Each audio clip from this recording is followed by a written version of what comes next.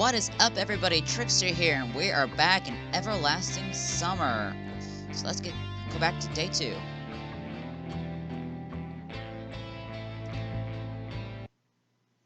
I was having a dream. It seemed like I was in some kind of vacuum with nothing but nothing around me. But not only around, I was the only creature in the universe. As if the universe had returned to a state of singularity right before the Big Bang. And something was just about to happen. Suddenly, I heard a voice. I could not make out the words, but it sounded familiar. The voice was whispering something gently, as if soothing me. And then I realized. It was the voice of that strange girl from the bus. The girl from the dream. But what's she trying to tell me? Who is she? I woke up. Bright sunlight struck my eyes. Who is that guy? Who's that guy? He looks like a cross between the person from the Blue Man Group and the guy who plays Damien in Arrow. Yeah, I watch Arrow. Blah. He does. It was almost noon. After stretching lazily on the bed and yawning, I start to recall the previous day. In a few seconds, all its events pass before my eyes. The bus, the camp, the local inhabitants. Now that's just wrong. Not this whole situation, not me being here. It was wrong by default. My attitude towards what was happening was wrong. Because yesterday I fell asleep here just like that, and before I chatted nicely with the local pioneers, even managed to crack a few jokes. How could I act like that in such a situation? I should be frightened, startled by every little rustling, should avoid all contact with potentially hostile creatures. The last day's events were getting hazy, like I had a hangover. This really feels like the morning after a heavy drinking party. Yesterday's natural, flawless, absolutely normal conduct becomes a nightmare in the morning, a grotesque illusion of the divine comedy. Yes, it's just like that, and I can't even change the past now. Then again, I'd probably assessed the situation and was acting accordingly. I glanced around, trying to figure out whether I had been thrown somewhere else, but Olga Dimitrievna cabin looked the same as yesterday. Everything seemed to be in its place, except for a pioneer uniform, which is hanging from the bed head. I fumbled with it in distrust and tried it on. At least this is better than walking around in winter clothes. Wish I could see myself, but it looked like a clown. And for that, I needed a mirror. At least a tiny one. I finally found one in the wardrobe door. Holy! I looked like the newfound pioneer and jumped away in surprise. There was some teenager on the other side of the mirror. He resembled me, but it wasn't me. Where did the weak stubble go? Where are the bags under my eyes, the slouch, that deathly fatigue on my face? It seemed that I had not been thrown back in time or into the parallel reality, but instead had simply changed bodies with someone else. Right, that's real simple. Such things happen every day. I looked closer at the stranger, and only then I realized it actually was me. It just wasn't today's me, maybe the one from between my school and university years. Well, at least that's something. There you go, the person in an extreme situation did fail to notice the elephant in the room after all. But the camp leader noticed it, and last night she told me off for addressing her without proper respect. Ah, screw that. I doubt my appearance affects anything else. If the clock was not lying, breakfast was long over. Oh well, I'll try to find something else in the canteen. It worked out well yesterday with Slavia, didn't it? Those memories make me smile involuntarily. The sun was shining bright outside. A light breeze was blowing. A beautiful summer day. I had not felt so good in the morning for several years. All problems were gone, vanished into clouds that were white as snow. Olga came out of nowhere. Good morning, Semyon. Morning. I smiled, doing my best to show that no matter what, my morning was indeed good. You only arrived yesterday, so I decided not to wake you up. But breakfast... Never mind. Here, take this. She handed me something wrapped in paper. Judging by the oil stains, there had to be sandwiches inside. Oh, thank you. Now go wash yourself. I was about to leave. Wait a second. What? Olga quickly ran into the house and came out and showed a small bag in my hands. Inside I found a toothbrush, soap, a small towel, and something else. I did not look too closely. A pioneer should always be clean and tidy. Let me do your handkerchief properly the first time. Yours is askew. You should do it yourself once you learn how to. Do we have to? I'm going to go wash myself now. Yeah, right. You could get hooked on the tape and strangle me. Fine, later then. And don't forget the lineup. Pencils, paper, drawing lines. You don't forget such things. What lineup? What do you mean, what lineup? She frowned. It's Monday today. Weird. By my approximation, it should have been Sunday. Then again, a shift in a day of the week is hardly the worst thing. True that. Usually we have lineups early in the morning before breakfast, but it's Monday today, so we're having it at 12 o'clock. Don't be late. Alright, but where? At the square, where else? There was no reason to argue. I headed to the bathing place.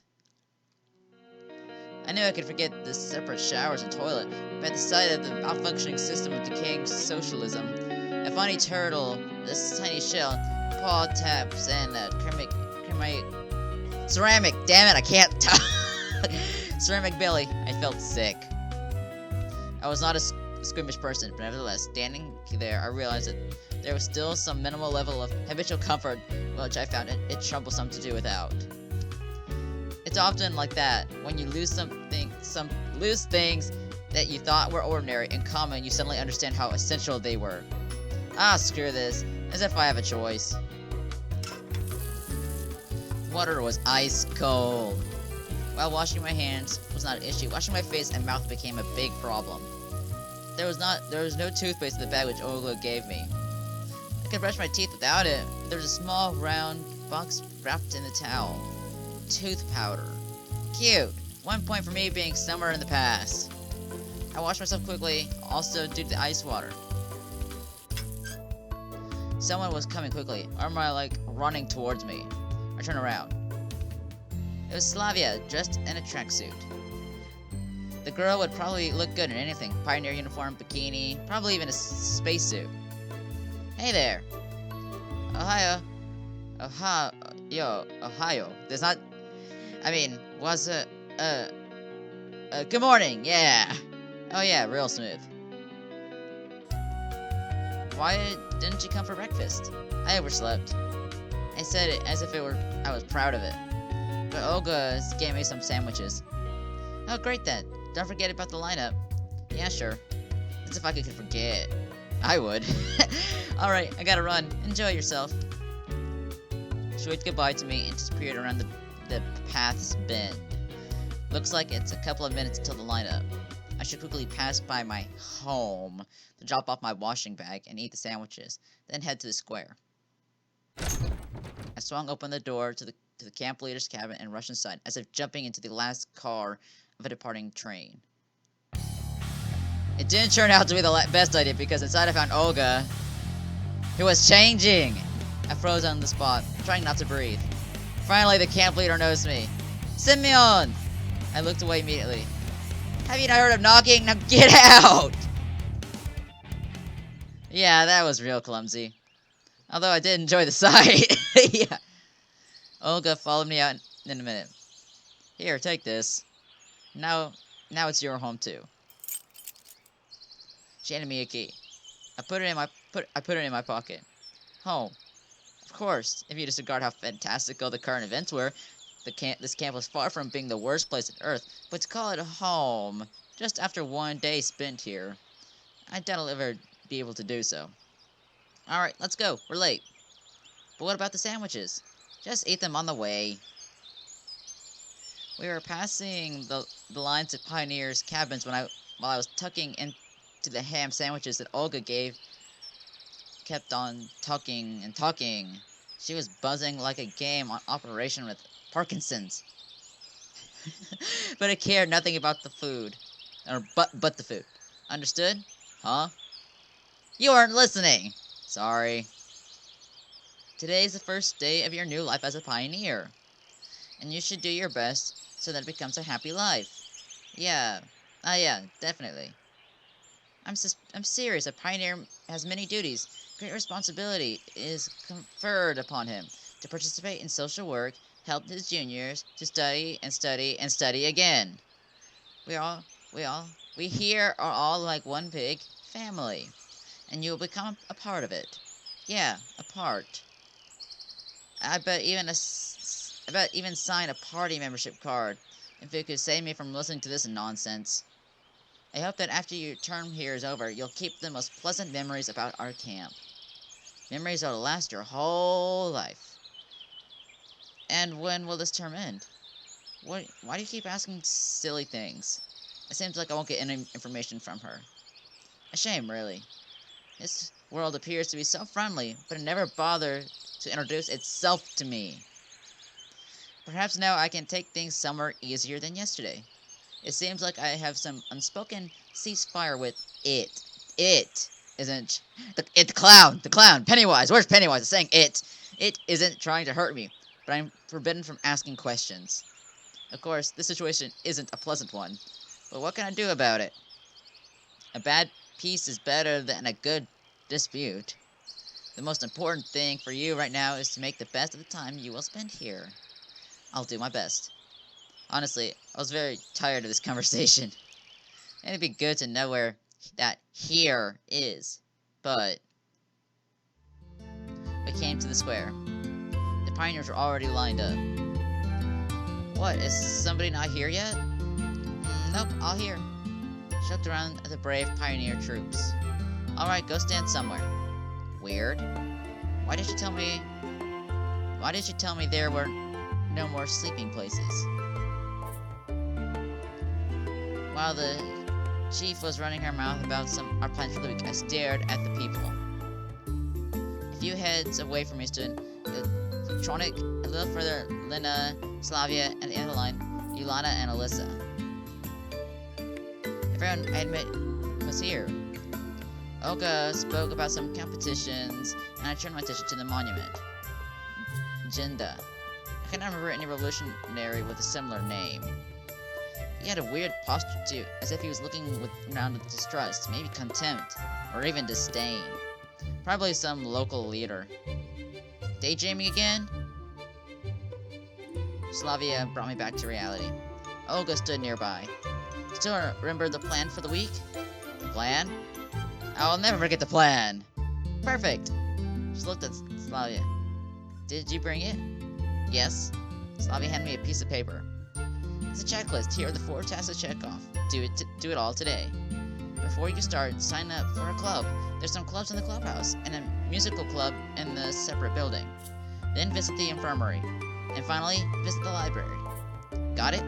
Yes. The checklist seemed to be like a good chance to find out something, since I had to go places I haven't been before. Then come along. Come on. Start right now. What about lunch? Don't worry, I'll bring you more sandwiches. The checklist is more important. Good luck. They departed too fast for me to ask anything else. Missed breakfast, now I'll miss lunch too. Damn it, this ain't good.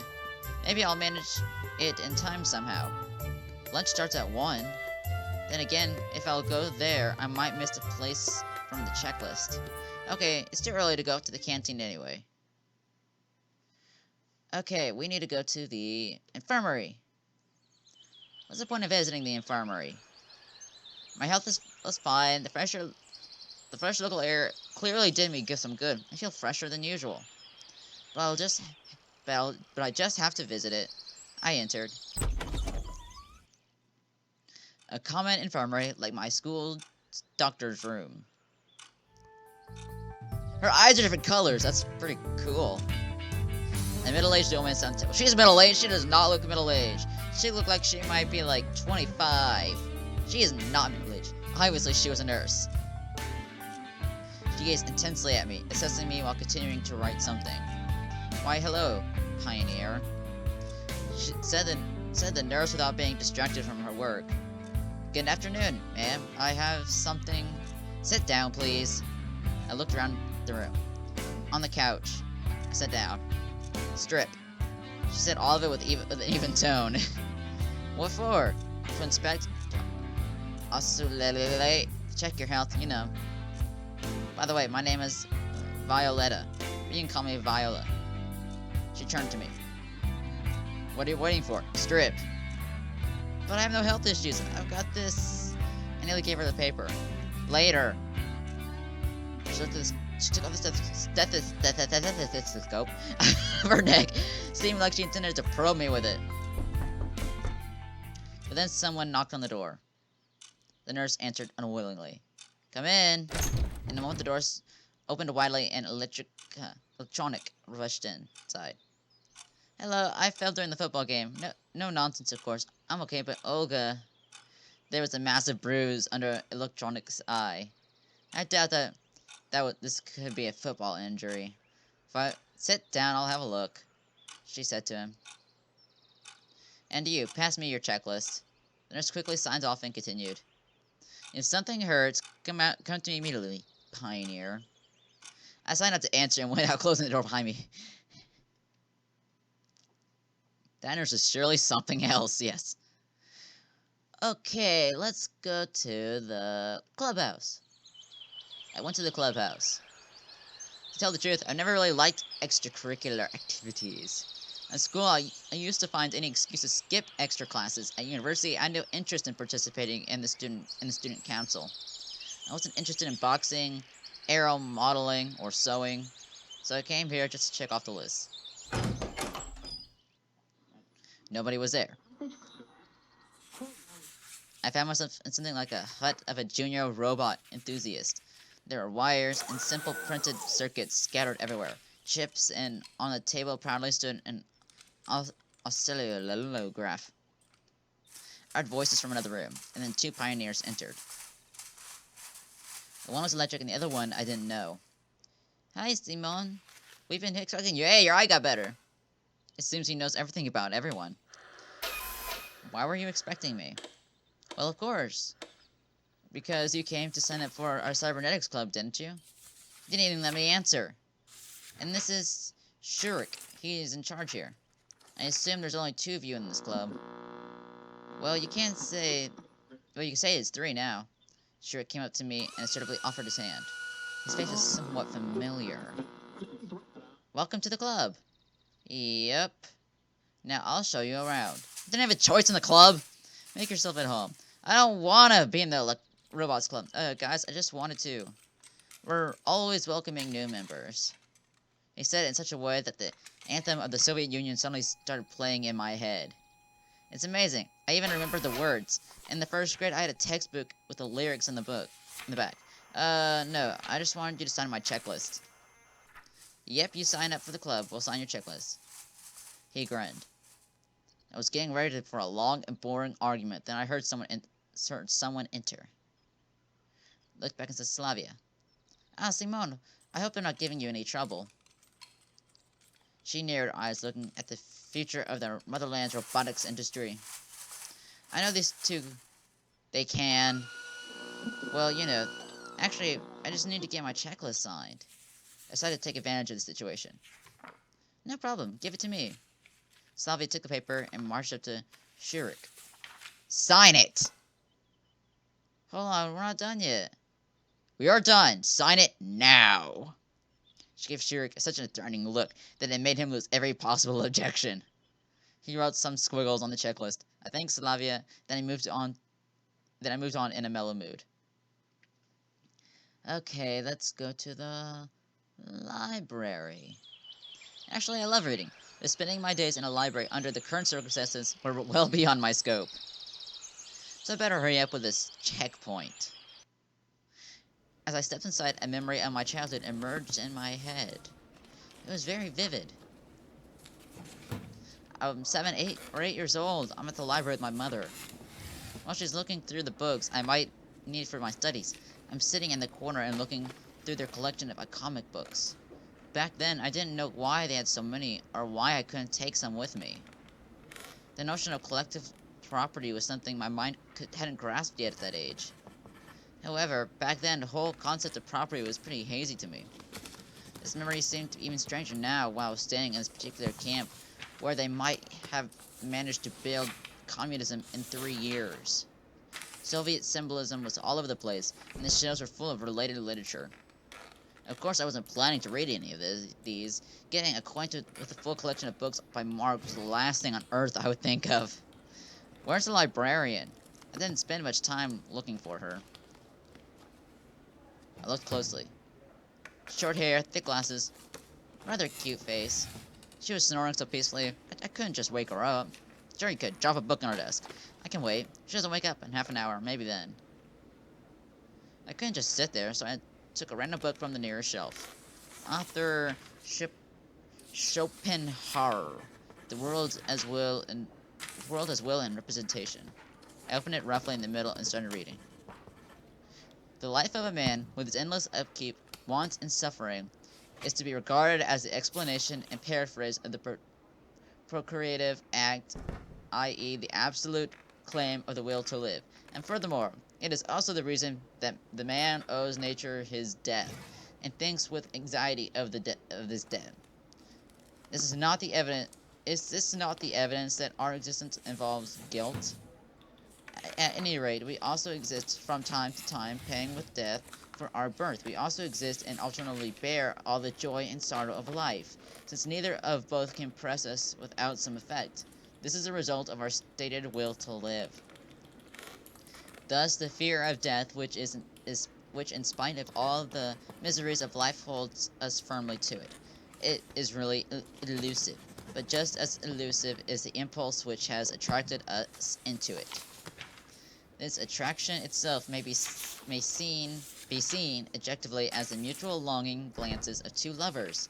They are the purest expression of the will to live, and its affirmation how gentle and tender it is. It wants happiness and quiet pleasure, and mild joys for itself, for others, for all. Someone knocks on the door. I closed the book quickly and put it back in its place. What a nice habit, knocking on the door. I should pick it up. It was Lena. Oh. Hi. I smiled. Hi, I just wanted to return a book. She had a copy of Gone with the Wind that I saw yesterday. Oh. Xenia is sleeping. I'll come back later. I'm awake. I turned in surprise to look at her. She had me closely from beside her table. What is it you wanted? I need you to check here. Give it here. She quickly signed the paper and gave it back to me. She had this look on her face that made me want to keep quiet. Lena came up to her and returned her book. I thanked Xena and went out. I guess I'll go to the music club. The music club, a small one-level building, was located some distance from the other camp buildings. Too loud, I guess. I opened the door and entered without hesitation. There was enough instruments for a whole orchestra here. Drums, guitars, even a piano. I spent some time looking closely at every instrument, wanting to guess the time period they were from. But suddenly I heard a crawling sound coming from underneath the piano.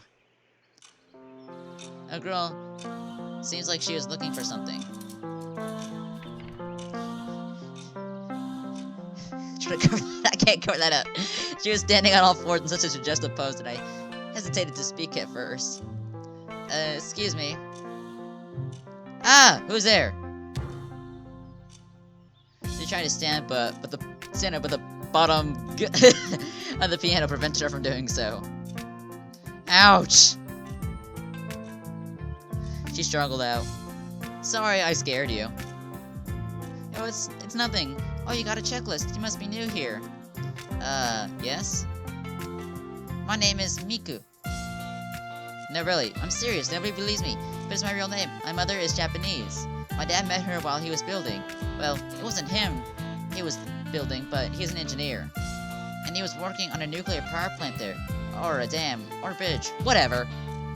She was talking so fast she swallowed half the words she tried to pronounce. I'm Semyon. Great. Want to be in our club? It's only me here now. Wait, it'll be two of us then. Do you play anything? When I became antisocial, I bought a guitar and learned a few chords. Then I forgot about it. To put everything that required more than a couple of hours to learn. You know, I wasn't planning to do anything like that, really. Oh, it's okay. I'll teach you. Maybe a trumpet, for example. How about a violin? I know it all, honestly. There was no point in arguing with the orchestra girl, since there was only another cascade of words waiting to blast at me.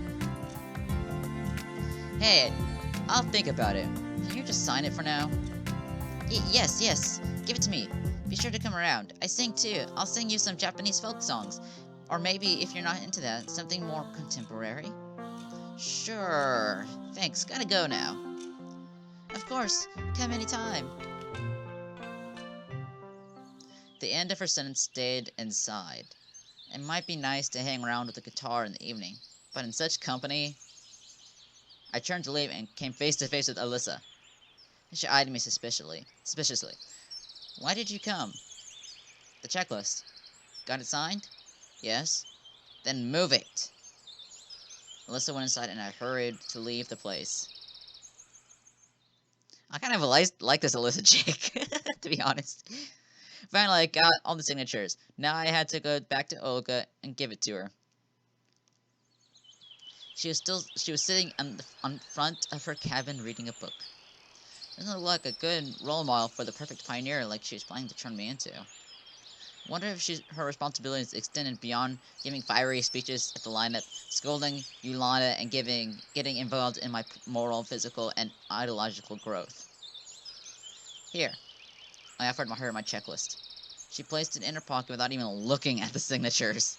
Great, I could have signed it myself without going anywhere. Perfect. So did you meet our nurse?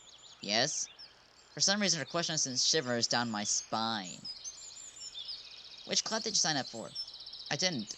I need to think first. That's a pity. It's vital for you to sign in somewhere tomorrow. Of course, sure. Right, it's time to go to dinner. About time. I was getting hungry. I headed to the canteen together with Olga. I looked at the sky and noticed the sun was already setting. On the porch stood Alyssa, Electronic, Yulana, and Slavia. We came up and I heard what they were talking about. And never call me Divna Chi again, or you'll get another one. I didn't call you that. You're hearing things. He did. I heard it all. You weren't even there.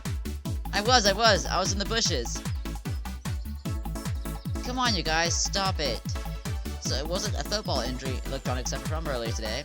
No shit, Sherlock. The nurse did a good job. I couldn't even see his black eye. Olga came up to them and asked about the ruckus. What's happening? What happened? Alyssa and cheesecloth. I didn't do anything! She shrugged with antipathy and went inside. Right, dinner time. I entered last.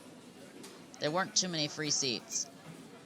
There were a few free chairs near Alyssa across the canteen, but I'd sooner starve for a week or two than risk my head near her. There was also a seat near Yulana, but I'm not into traditional Chinese whatever crawls cuisine. Finally, a free chair near Miku. Looks like I'll have to pick my poison.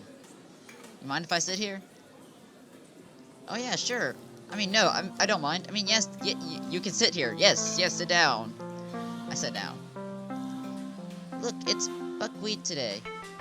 Do you like buckwheat and chicken? I don't like chicken. Well, not that I don't like it, but if you ask me, what I prefer, I say stroganoff, beef, or ragu. No, maybe just a hamburger. Or a rump steak. Do you like rump steak? I'm not that picky about my food. And that's the simple truth. Oh, is that so? But the desserts, they aren't really good here. I like ice cream. Do you like ice cream? I just love 48 kopecks and the Leningradsko. Oh, sorry, I keep talking about myself. 48 kopecks and Leningradsko ice cream brands were popular in the late Soviet Union. Maybe you like Eskimo better? Dinner was starting to get on my nerves. Thanks to such company. And I'm not the kind of person that could just ignore someone who's talking to them. Even her.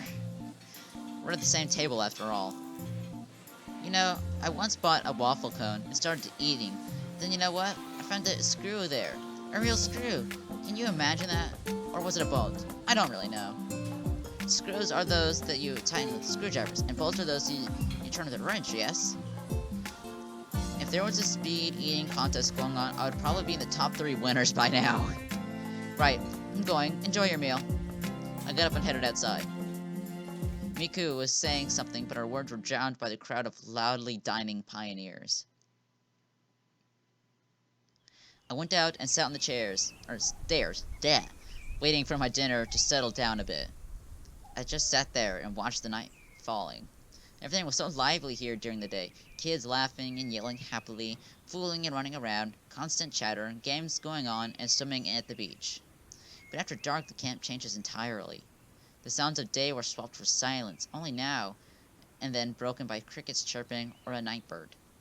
The camp was going to sleep. In every shadow you can see things, maybe a ghost, or a spirit of the forest, or a wild animal. A human being would be the last thing to expect. That is how it looked like last night, and now. The locals followed their routine very strictly. In the day, the camp was theirs, and the night it belonged to more the forces of nature than to humans. Someone touched my shoulder. It sounded like they freaking hit me. I looked back. It was electronic. Let's go play cards. Cards? Yep, I invented a new game. A good one. Good? Like how? Well, first we go find the cards, then I'll tell you. Then go find them. What's the problem? Only Olga has them, and she won't give them to me. Why so? Well, the last time when Olga and Slavia came out onto the porch. Olga, Simeon just wanted to ask you about the possibility of getting playing cards. Actually, for what purpose? We invented a new game. Not we, you did. What game? I need the cards to show you. I don't like this. Well, if Simeon is with you, then perhaps it's okay. To be really honest. Well, we'll go fetch them together, Olga.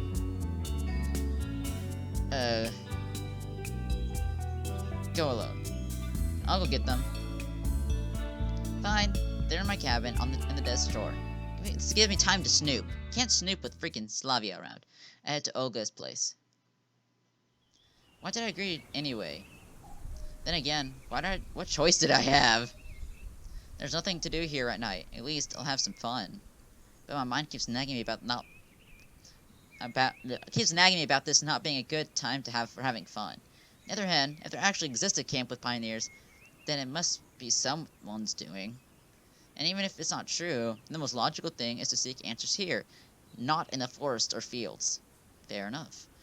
But at this very point, the answer is going to play cards. Alright, I'm going to save the game here, and I shall see you in the next one. Bye-bye.